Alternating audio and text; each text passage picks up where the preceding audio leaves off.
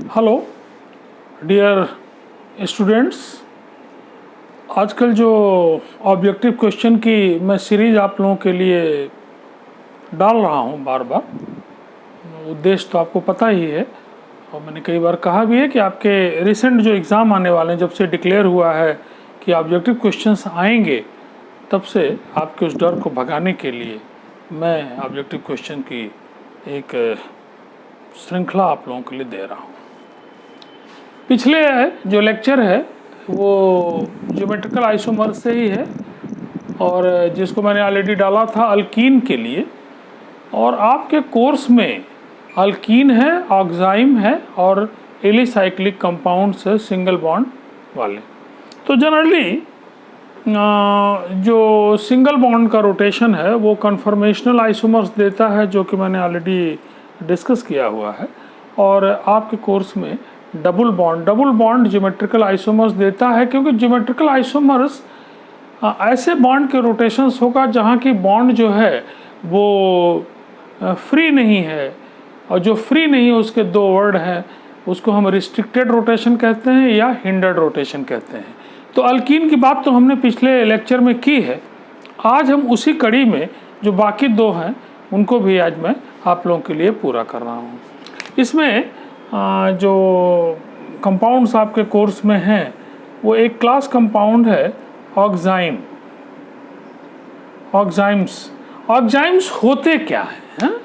ये बहुत बार पूछ सकता है कि भाई ऑक्साइम क्या है।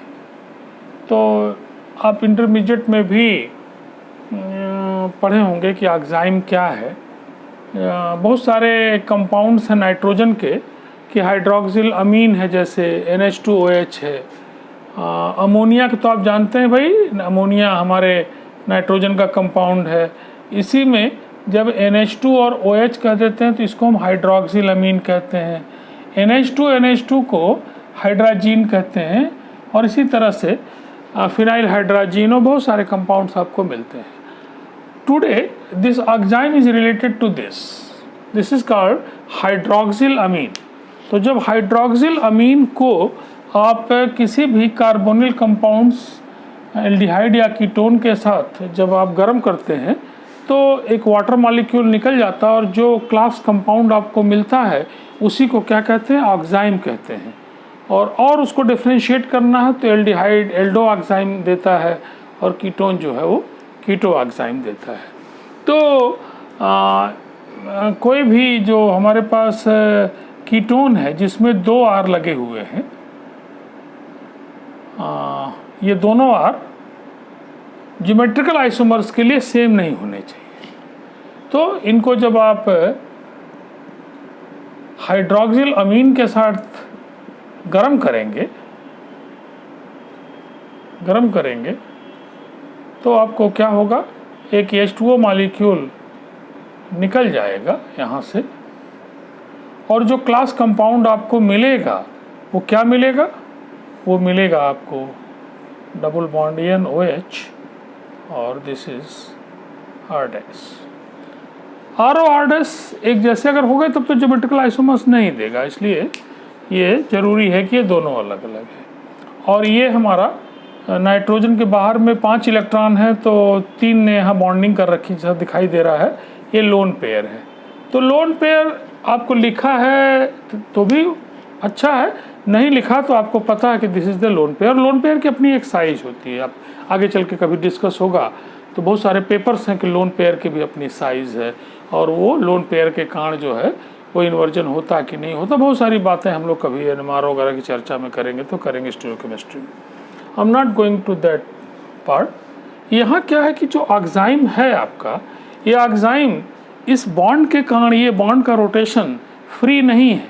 ये कैसा है आप देखिए कि अगर डबल बॉन्ड है आपके पास तो फ्री नहीं घूम सकता है, जब तक कि आप इसको ब्रेक न कर दें तब तक वो फ्री नहीं हो पाएगा। तो वो क्या होगा? इस तरह का जो रोटेशन है, ऐसे इसको हम कहते हैं कि ये हमारा रिस्ट्रिक्टेड रोटेशन है, हिंडर्ड रोटेशन है। Due to that rotation carbon के साथ जो ये बॉन्ड है ये आपको जो है वो ज्योमेट्रिकल आइसोमर्स देगा, और इस ज्योमेट्रिकल आइसोमर्स में जो नाम है वो डिफरेंट है। हमने आपको बताया है कि अगर C2A2B2 है तब सिस ट्रांस है, अगर C2 के साथ ABCD है, सब ग्रुप अलग अलग लगे हैं डबल बॉन्ड से, तो E एंड Z है।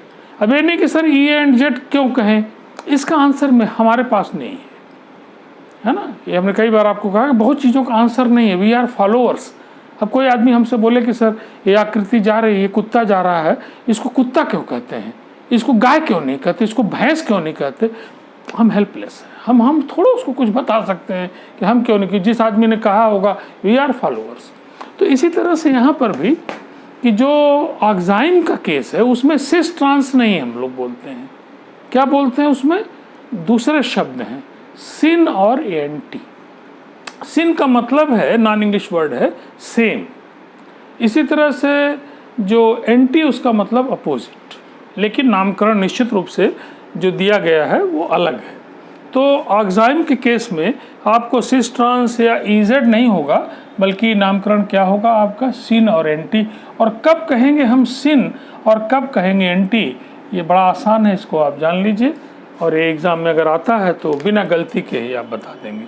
जैसे कि एक आपका RCS3 है, सपोज एक एग्जाम्पल है, और दूसरा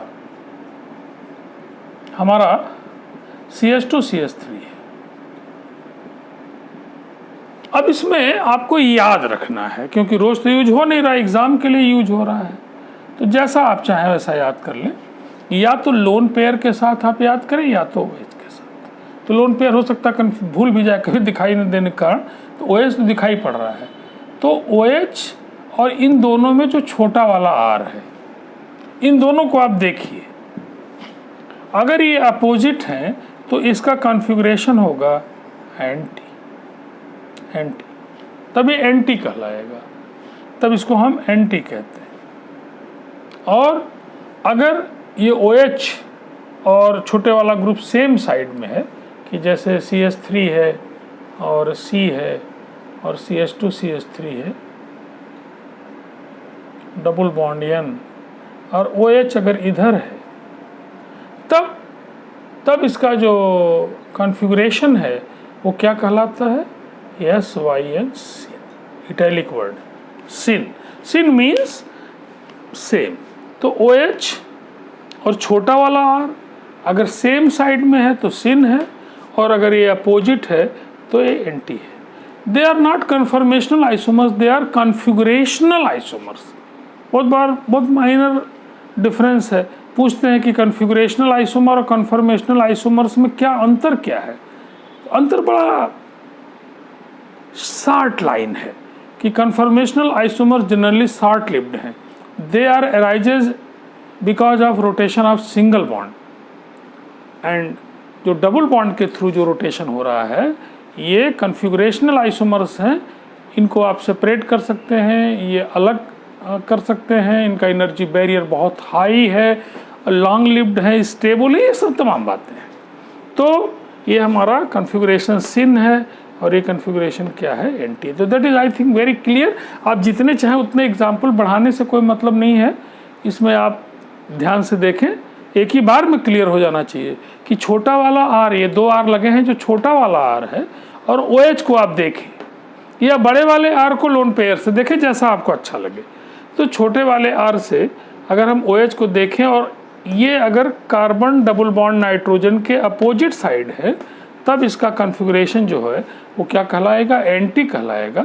और अगर वो सेम साइड में है तो क्या कहलाएगा, ये सिन कहलाएगा। I think it is very clear. अब इसमें अगर आप यहाँ CS2 CS3 कर दें और यहाँ आप कोई और बड़ा कर दें तो एग्जाम्पल की कमी नहीं है, लेकिन कॉन्सेप्ट वही है बार बार कि छोटे वाले R को आप OH के साथ देखें, अगर वो सेम साइड में है इस कार्बन डबल बॉन्ड नाइट्रोजन के तो सिन है कॉन्फ़िगरेशन, और अगर वो अपोजिट है तो एंटी है। I think it is very clear. Now दूसरा कि सिंगल बॉन्ड्स के रोटेशन से चूँकि हम पढ़ते आए हैं कि कन्फर्मेशनल आइसोमर्स होते हैं, जिसको हम लोग ऑब्जेक्टिव के में भी देखेंगे, सब्जेक्टिव में ऑलरेडी हमने पढ़ाया हुआ है कि सिंगल बॉन्ड का जो रोटेशन है इन जनरल ये कन्फर्मेशनल आइसोमर्स देता है।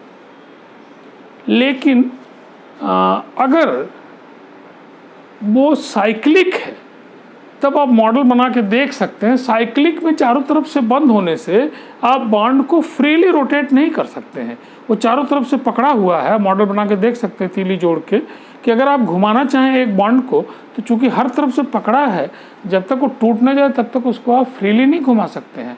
एंड दैट रोटेशन, कैसा रोटेशन है वो? हिंडर्ड है, रिस्ट्रिक्टेड है, means that is not free.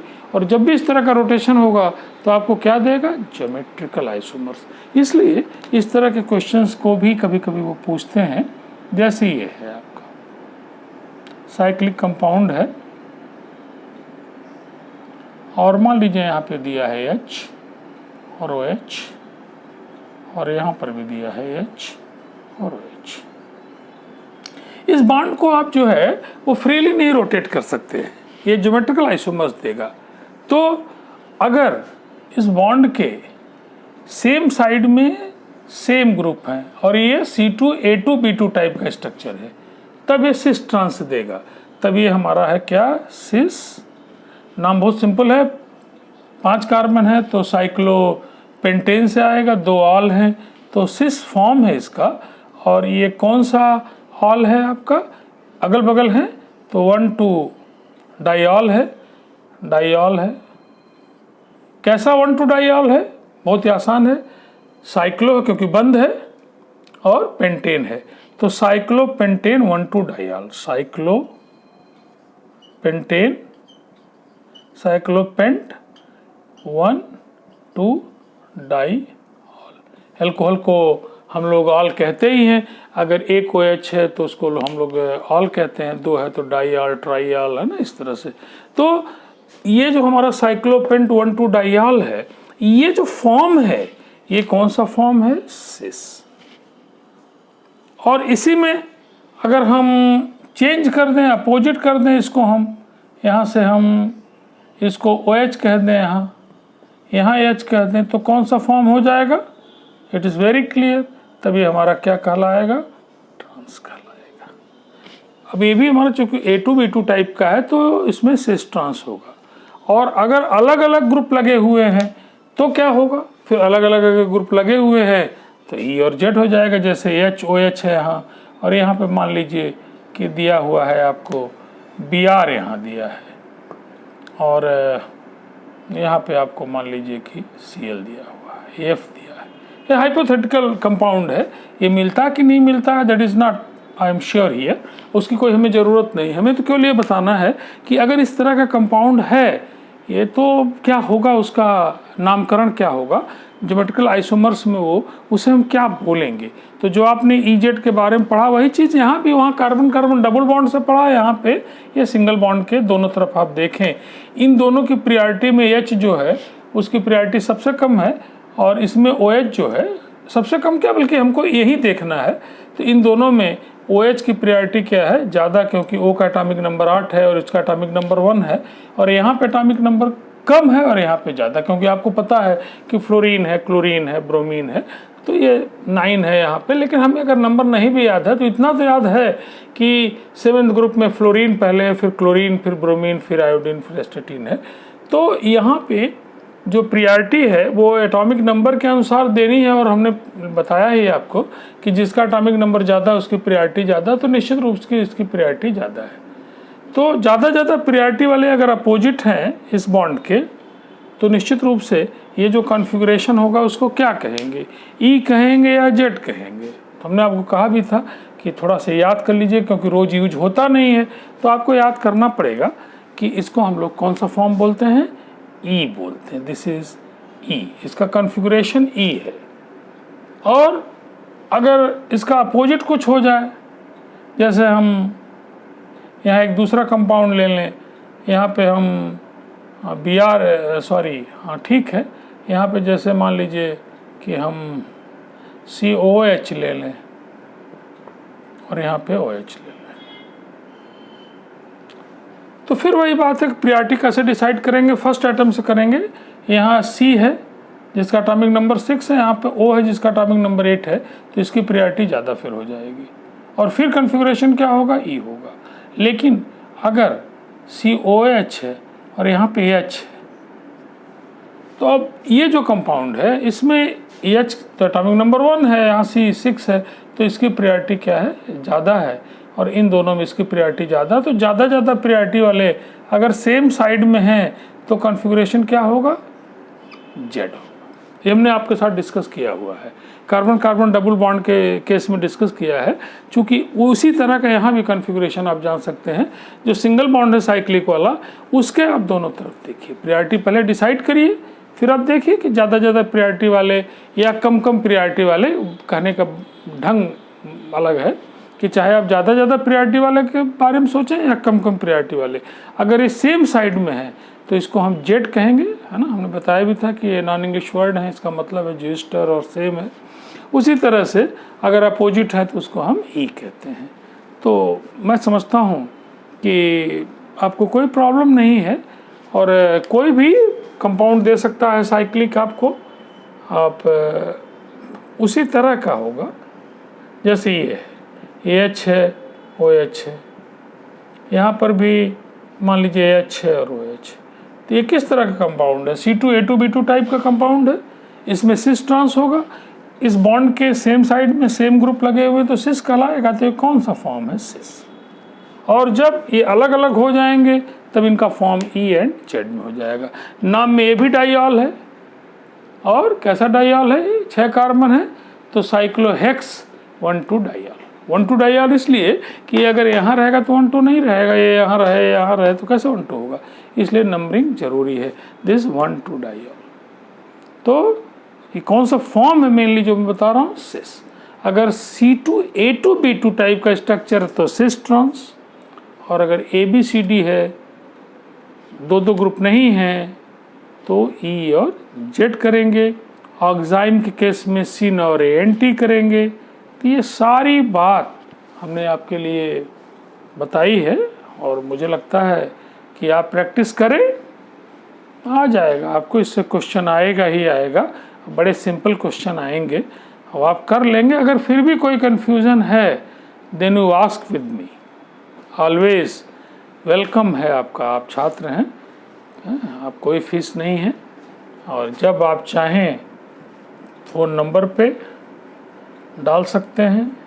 कोई भी शंका है फ़ोन लगा सकते हैं बिना हिचक के, जब इच्छा आपकी कर जाए कि आपको पढ़ते हुए। लेकिन अब वही प्रॉब्लम है कि फ़ोन पे हमारे साथ आप, ये बाईलेटरल प्रोसेस है टीचिंग, तो आपसे भी हम पूछेंगे कि आपको क्या इसमें नहीं आ रहा है, और तो आपको बताना होगा। आप पढ़े रहेंगे तो बताएंगे कि सर ये चीज़ हमको यहाँ फंस रही है, ये बताना है। तो क्लास में भी मैं यही करता हूँ कि भाई आ रहा है, वेरी गुड, बताइए। नहीं आ रहा तो यही बताइए कि क्या नहीं आ रहा है। तो ये हमारे टीचिंग की अपनी एक स्टाइल है, जिसमें आमतौर पे हम क्लास के रिस्पांस को लगातार लेते हैं। ऐसा नहीं कि मैं कथा की तरह सब कुछ बोलता जा रहा हूँ। तो आप भी जब टीचर बनेंगे, हम लोग भी अपने तमाम टीचरों को फॉलो करते हैं, उनके स्टाइल को फॉलो करते हैं, कहीं न कहीं वो ब्लड में ही आ जाता है। तो जिसका अच्छा लगता है, तो ज़रूर आपको भी चाहिए कि पूरे क्लास में किसी एक ही जगह कंसंट्रेट ना हो कि हर बच्चे को पूरे क्लास में आप क्या करें, पढ़ाएं, सभी बच्चे लाभान्वित हों। जैसे मोदी जी का प्रोग्राम आता है या बाकी लोगों का आता है कि भाई अंतिम जो आदमी वो भी लाभ पाए, तो ऐसे मेरा भी प्रयास रहता है क्लास में कि कमज़ोर से कमज़ोर बच्चा भी मेरे लेक्चर को फॉलो करे, और फॉलो तभी करेगा जब खुद वो पढ़ेगा। तो आप जब खुद पढ़ेंगे, प्रॉब्लम सॉल्व करेंगे, नहीं आएगा तो मुझसे आप जितनी बार चाहे पूछें, मुझे झल्लाहट नाम की कोई चीज़ नहीं है आपके साथ, मैं आपको बार बार बताऊंगा। और मेरी इच्छा है, मुझे खुशी होगी जब आपको केमिस्ट्री आ जाएगी। यही मेरा पर्पज़ है कि आपके अंदर मैं केमिस्ट्री के प्रति एक लगाव को बढ़ा सकूं, यही मेरा पर्पज़। बाकी तो मैटर दुनिया भर के में मौजूद आजकल है। आजकल तो नॉलेज का भंडार है पूरा इस इलेक्ट्रॉनिक युग में, आपको पढ़ने की केवल आवश्यकता। हाँ, कुछ दिन मेरा प्रयास है कि आपको मैं ज़रूर थोड़ा इंटरेस्ट पैदा कर दूँ, और इस समय जिम्मेदारी और बढ़ गई है, क्योंकि मैं देख रहा हूँ कि MSc तक का बच्चा, उसको नॉलेज पहले के बच्चों की तुलना में काफ़ी कम हो गई है। इसलिए नहीं कि वो बहुत कमज़ोर है, दिमाग उसका कमज़ोर है, इस कोविड के सहारे वो पास होता गया है, और जिसका खामियाजा उसको भुगतना पड़ रहा है। इसलिए आपको दूने मेहनत की ज़रूरत है। थोड़ी सी मेहनत कर लेंगे, तैयार हो जाएगा, फिर मौज देगा आपको, आगे क्लासों में जीवन भर आपके साथ रहेगा। एक कहावत है कि स्कूलिंग जिसकी अच्छी उसका जीवन भर अच्छा है, पढ़ाई लिखाई। तो अभी वो समय है, इसलिए मैं बीएससी पार्ट 2 और पार्ट 3 में उतनी सोचता हूँ कि मेहनत तो वहाँ भी करता हूँ, लेकिन पार्ट 1 के बच्चे के साथ मेरा लगाव बहुत ज़्यादा, क्योंकि उसे मैं सिखाता हूँ। मैं जानता हूँ कि इंटरमीडिएट में वो आया है और काफ़ी कमज़ोर होके आया है। खास करके इधर 2-3 वर्षों में पढ़ाई निश्चित रूप से इस कोविड के समय में एकदम चौपट हो गई थी, इसमें कहने में मुझे कोई हिचक नहीं है। लेकिन उसे सुधारने के लिए आपका सहयोग बेहद आवश्यक है। मेरा केवल मेरे पढ़ाने से अच्छा आप नहीं बनेंगे। आप रोज़ 1 घंटा पढ़िए, किताब से पढ़िए, कहीं से भी पढ़िए। मेरी वीडियो अच्छी लगती है तो इसको भी आप फॉलो करिए। कोई प्रेशर नहीं कि मेरी वीडियो को आप देखिए ही, लेकिन ज़रूर मेरा एक लंबा अनुभव है और बहुत बड़ी देन है। केमिस्ट्री तो मेरा विषय जो है वो लास्ट विषय था शुरू के दिनों में। मैं मैथ मेरी बड़ी प्रिय थी, फिजिक्स थी, and chemistry is the last subject in intermediate. लेकिन धीरे धीरे ज़रूर ये काशी हिंदू विश्वविद्यालय का मैं छात्र जब रहा और ख़ास करके बीएससी के सेकेंड ईयर के बाद मेरा इंटरेस्ट बढ़ा। और नो डाउट इंटरेस्ट बढ़ाने में बहुत सारे मेरे सीनियर्स का बड़ा रोल रहा है और उनको बार बार प्रणाम है, जो सीनियर्स ने मुझे अपने कुछ लेक्चर्स के द्वारा हॉस्टल में मेरे अंदर केमिस्ट्री के प्रति लगाव पैदा कर दिया। और मैं धीरे धीरे फिर केमिस्ट्री में एमएससी किया, फर्स्ट क्लास किया, बीएससी ऑनर्स भी फर्स्ट क्लास किया, लगातार कभी सेकंड क्लास नहीं किया हूँ। अगर 5 बच्चे पास हो रहे हैं फर्स्ट क्लास तो 5 बच्चों में भी हूँ मैं। तो ये ज़रूर उन लोगों की देन है। तो उसी तरह आपको भी मैं केमिस्ट्री में आपका इंटरेस्ट बढ़ जाइए मैं चाहता हूँ, और यही मेरा सबसे बड़ा प्रयास है कि आपकी केमिस्ट्री में रुचि बढ़ जाए तो आप फिर पढ़ डालेंगे। पढ़ना बहुत सारे बच्चे आजकल डीएस के भी बहुत सारे बच्चे अच्छा कर रहे हैं, बहुत सारी लड़कियां लड़के आजकल आईटी प्लेटफॉर्म पे हैं, है ना। मैंने कई बार बताया है कि यहीं 5-7 साल 10 साल 5 साल पहले शमशाद अली करके जो छात्र है वो भी बड़ा अच्छा किया है। आजकल आईसी बंगलौर में पीएचडी में गया है, रोपड़ से उसने एमएससी किया आईटी से। तो मैं देखता हूँ कि बहुत सारे बच्चे हैं। कविता गौड़ हैं, वाशिंगटन इंस्टीट्यूट में प्रोफेसर आजकल हैं, 2 साल पीएचडी में हमारे साथ रही हैं। आप ही लोगों की इसी कॉलेज की एमएससी हैं। तो बहुत सारे बच्चे अच्छा कर रहे हैं, तो आप भी अच्छा कर सकते हैं। और उसके लिए फंडामेंटल नॉलेज शुरू के दिनों में बीएससी पार्ट 1 पार्ट 2 अगर आपने अच्छा कर लिया और इंटरमीडिएट में जो नहीं पढ़ा उसको भी पढ़ डाला, तो आने वाले दिनों में एक बड़ा भविष्य केमिस्ट्री के साथ आपका जुड़ा हुआ है। नौकरी की कोई कमी इस विषय में नहीं है। तो ठीक है, बेस्ट ऑफ लक। आज हम लोगों का लेक्चर यहीं पे समाप्त हो रहा है। थोड़ा सा मोटिवेशन भी मन में आया कि आपको दें। और अगला जो लेक्चर होगा वो हमारा अभी स्टीरियो केमिस्ट्री में ही होगा। अभी हमारी ऑप्टिकल आइसोमर्स के ऑब्जेक्टिव हैं, कन्फर्मेशनल के हैं, तो अभी 2 लेक्चर कम